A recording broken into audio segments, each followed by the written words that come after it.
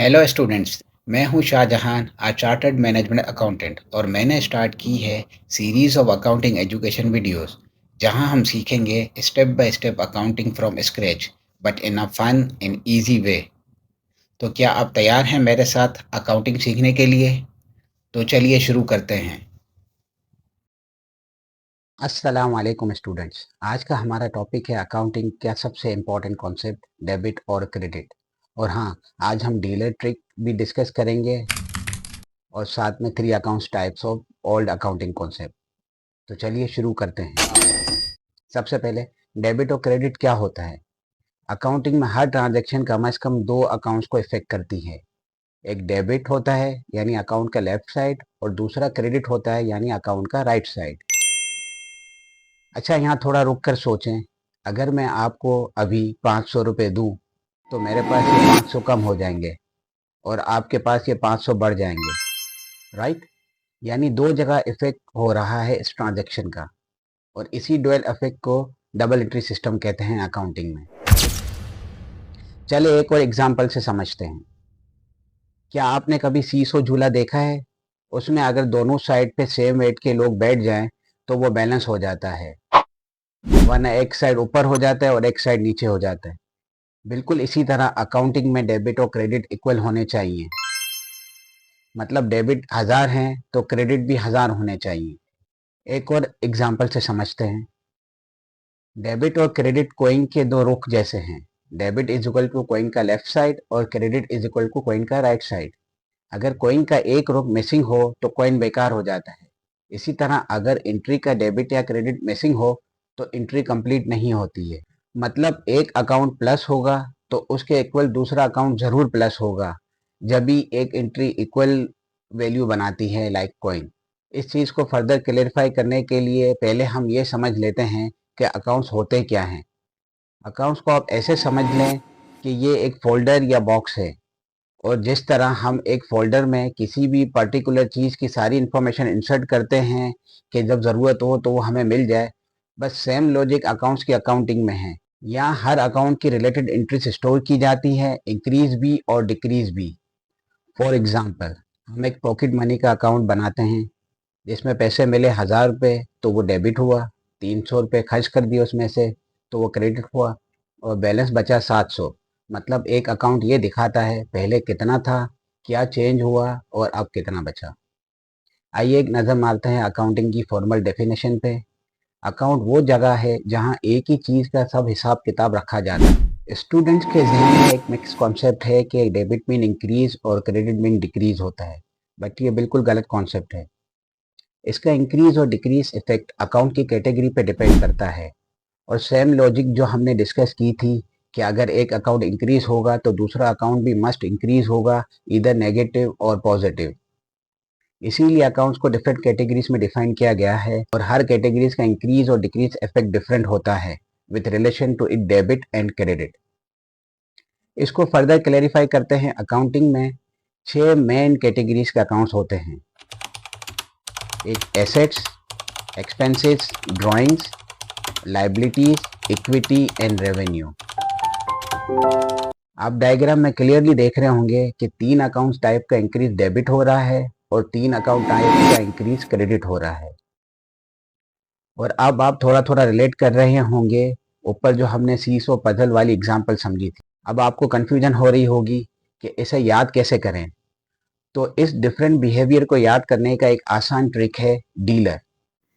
इसमें हम DEA और LER को दो मुख्तलिफ ग्रुप में डिवाइड कर लेते हैं। DEA मतलब ड्राइंग्स, एक्सपेंसेस एंड एसेट्स। ये अकाउंट डेबिट से बढ़ते हैं और क्रेडिट से कम होते हैं, यानी जो चीज़ अंदर आ रही है बिजनेस के अंदर या जिससे कंपनी की वैल्यू बढ़ रही है वो डेबिट। और LER मतलब लाइबिलिटीज, इक्विटी एंड रेवेन्यू। ये राइट साइड पे आते हैं, और ये अकाउंट्स क्रेडिट से बढ़ते हैं और डेबिट से कम होते हैं, यानी जो चीज़ बाहर जा रही है कंपनी से या कंपनी की जिम्मेदारी बढ़ा रही है वो क्रेडिट। अब मैं आपको एक छोटा सा फॉर्मूला बताता हूँ कोई भी एंट्री एनालाइज करने के लिए। तो जब भी कोई ट्रांजैक्शन आपके पास आए तो आपने ये 3 सवाल पूछने हैं कि इधर ये चीज़ बढ़ रही है या कम हो रही है, ये किस टाइप के अकाउंट्स है, यानी डीलर की किस कैटेगरी में फॉल करते हैं, और इस अकाउंट का टाइप क्या है, यानी ये इंक्रीज होगा प्लस पे या क्रेडिट पे इंक्रीज होगा। बस फिर आप इजीली एनालाइज करके ये एंट्री बना लेंगे। अब हम समझते हैं एक दूसरा method to memorise accounts type, जिसमें accounts are categorise in real accounts, personal accounts and nominal accounts. Real accounts मतलब फिजिकल या वैल्यूड अकाउंट्स होते हैं, जिसके अंदर में एसेट्स और थिंग्स जो कि विजिबल होती है वो आती हैं। ये परमानेंट अकाउंट होते हैं, जैसे कैश, मशीनरी एंड एसेट्स। इनका डेबिट प्लस होता है, मतलब कंपनी में वैल्यू आई, और क्रेडिट माइनस होता है, मतलब कंपनी से वैल्यू गई, यानी कैश में पेमेंट की या एसेट्स सोल्ड। दूसरी कैटेगरी है पर्सनल अकाउंट्स, मतलब पीपल्स और पार्टीज अकाउंट। ये रिलेशन अकाउंट्स होते हैं कंपनी के आउटसाइड लोगों के साथ जिनसे ट्रांजैक्शन होती हैं, मसलन कस्टमर्स, सप्लायर्स या ओनर जो बिजनेस में इन्वेस्ट करते हैं। क्योंकि ये बिजनेस के क्लेम्स और ऑब्लिगेशन ट्रैक्स करते हैं। इनका डेबिट इसलिए होता है कि जो पार्टी चीज रिसीव करे और record as assets going to party, और क्रेडिट जो पार्टी चीज दे, मतलब रिकॉर्ड एज क्लेम इंक्रीजिंग। ये उन लोगों का हिसाब होता है जिन्होंने कंपनी से पैसे देने हो या कंपनी से पैसे लेने हो। For example customers, suppliers, bank account अगर हमने उनसे लोन लिया है, ऑनर्स कैपिटल एंड ड्राइंग्स। छोटी सी ट्रिक है इसकी, debit the receiver, credit the giver. तीसरी कैटेगरी है नॉमिनल अकाउंट। ये इनकम एक्सपेंसेस अकाउंट होते हैं। ये टेम्परेरी अकाउंट्स होते हैं to measure company performance of revenue generation within a particular period of time. यानी जो चीज़ें बिजनेस की डेली एक्टिविटी में होती हैं और सिर्फ एक अकाउंटिंग पीरियड के लिए होती हैं, मतलब टेम्परेरी नेचर। ईयर के एंड पर ये क्लोज हो जाती हैं, मतलब प्रॉफिट एंड लॉस अकाउंट में चली जाती हैं। Simply we call it profit and loss account. इसमें डेबिट होते हैं एक्सपेंसेस एंड लॉसेस, और क्रेडिट होते हैं इनकम और गेन। एक्सपेंस लॉस का बिजनेस ने रिसोर्सेज यूज कर ली तो रिकॉर्ड एज डेबिट होगा, और इनकम गेन बिजनेस को फायदा हुआ तो रिकॉर्ड एंड ऑन क्रेडिट। ये रूल्स नेचुरल कॉन्सिक्वेंसेस हैं of what increase value to business and what increase claims. अब सवाल ये है कि नॉमिनल अकाउंट को नॉमिनल कहते क्यों हैं? क्योंकि एक तो इनकी नेचर टेम्परेरी होती है, ये बैलेंस शीट में नहीं जाते, ये सिर्फ एक साल या किसी पर्टिकुलर पीरियड ऑफ टाइम की परफॉर्मेंस को मेजर करने के लिए होते हैं। ये रियर एंड पे ऑलवेज जीरो हो जाते हैं, मतलब इनकी क्लोजिंग एंट्रीज भी बनती हैं। इनकी एग्जांपल्स हैं rent expenses, salary expenses, electricity expenses, commission income, sales, loss and profit. अब एक क्विक रिकैप कर लेते हैं। Personal account debit receiver, credit giver. Real account debit in, credit out, और nominal debit expense, credit income. अब हम समझते हैं why do we debit and credit. We don't just debit and credit randomly, each type of accounts has a reason. यानी हर business transaction में दो चीजें होती हैं। एक रिसोर्सेज, यानी बिजनेस के लिए वैल्यू। जब बिजनेस को कोई चीज मिलती है तो एसेट्स डेफिनेटली इंक्रीज होते हैं, या एक्सपेंसेस हम करते हैं तो वो रिसोर्सेज यूज होती हैं जो कि ऑलरेडी वी हैव। ओनर ने विड्रॉल किया तो डेबिट, यानी जो वैल्यू बिजनेस के पास आ रही है या यूज हो रही है। और क्रेडिट मतलब राइट साइड, क्लेम्स यानी बिजनेस पर ऑब्लिगेशन। जब बिजनेस की ऑब्लिगेशन बढ़ती हैं, यानी लाइबिलिटीज बढ़ती हैं, for example we borrow money, equity बढ़ती है, मतलब ओनर ने इन्वेस्ट किया, यानी ओनर का क्लेम बिजनेस पे बढ़ गया। रेवेन्यू बढ़ रहा है, मतलब कंपनी अर्न इनकम। क्रेडिट का बेसिक आइडिया ये है कि जब कंपनी का पैसा किसी को देना हो या कंपनी पैसा कमा रही हो तो वो क्रेडिट होता है। हर ट्रांजैक्शन में पैसा कहीं से आता है या कहीं जाता है, मतलब every transaction revolve around money matters. Just like seesaw, left side पे हमेशा एसेट्स, एक्सपेंसेस और ड्राइंग, और राइट साइड पे क्लेम्स, मतलब लाइबिलिटी, कैपिटल एंड रेवेन्यू। तो ये जस्ट लाइक इक्वल बैलेंस। अब हम कुछ प्रैक्टिकल एग्जाम्पल डिस्कस कर लेते हैं। एग्जाम्पल 1, अली ने 50,000 कैश से बिजनेस शुरू किया, तो उसकी क्या एंट्री बनेगी? कैश आ रहा है, मतलब एसेट्स इंक्रीज, तो कैश डेबिट होगा 50,000 से। और ओनर का सरमाया, मतलब कैपिटल इंक्रीज हो रहा है, तो कैपिटल क्रेडिट होगा 50,000 से। दूसरी एग्जांपल, फर्नीचर परचेज किया हमने कैश में 10,000 का, तो यूजिंग डीलर कॉन्सेप्ट फर्नीचर आता है एसेट्स के DEA में, तो इंक्रीज डेबिट 10,000 से, और कैश भी एसेट्स है मतलब DEA डीलर के कॉन्सेप्ट में आता है, तो क्रेडिट 10,000। अगर हम ट्रेडिशनल फॉर्मूले से देखें तो फर्नीचर आ रहा है रियल अकाउंट में मतलब रियल इन डेबिट प्लस, और कैश जा रहा है मतलब रियल अकाउंट आउट, तो क्रेडिट 10,000 से। तो दोनों मेथड का सेम आंसर है। अब जो कॉन्सेप्ट आपको इजी लगे यू फॉलो इट।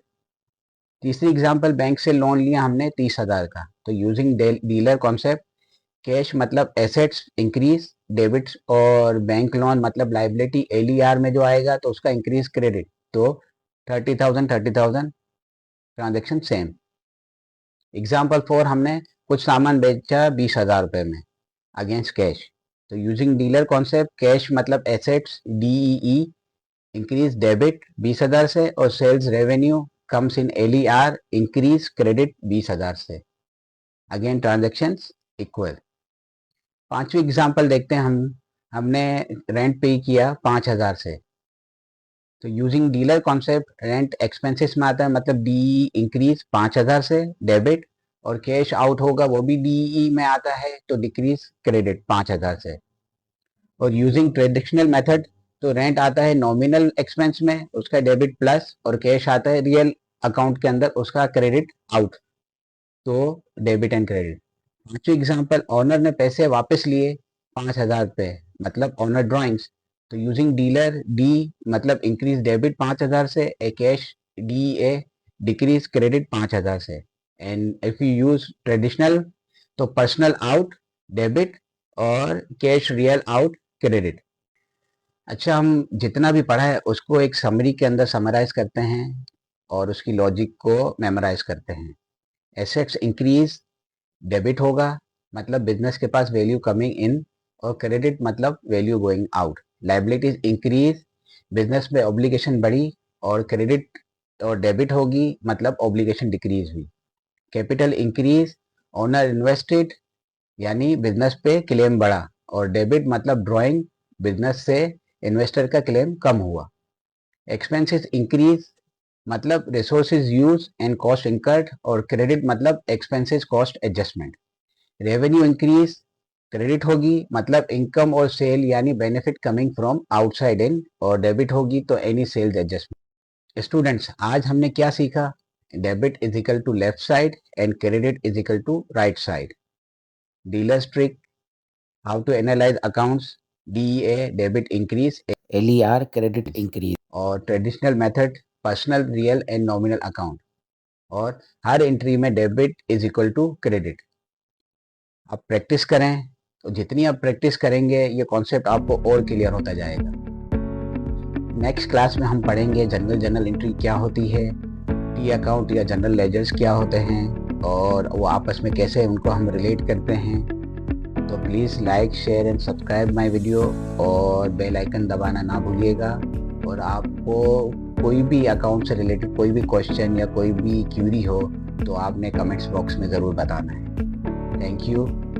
तो आई होप आपको ये कॉन्सेप्ट बिल्कुल सही तरीके से समझ आ गया होगा। अगली वीडियो में जब हम जनरल एंट्रीज और जनरल लेजर को पढ़ेंगे तो ये एंट्रीज की और इंटरकनेक्टिविटी और किस एंट्री का मकसद क्या था, और रिसोर्स और ऑब्लिगेशन को आप और सही तरीके से समझ पाएंगे।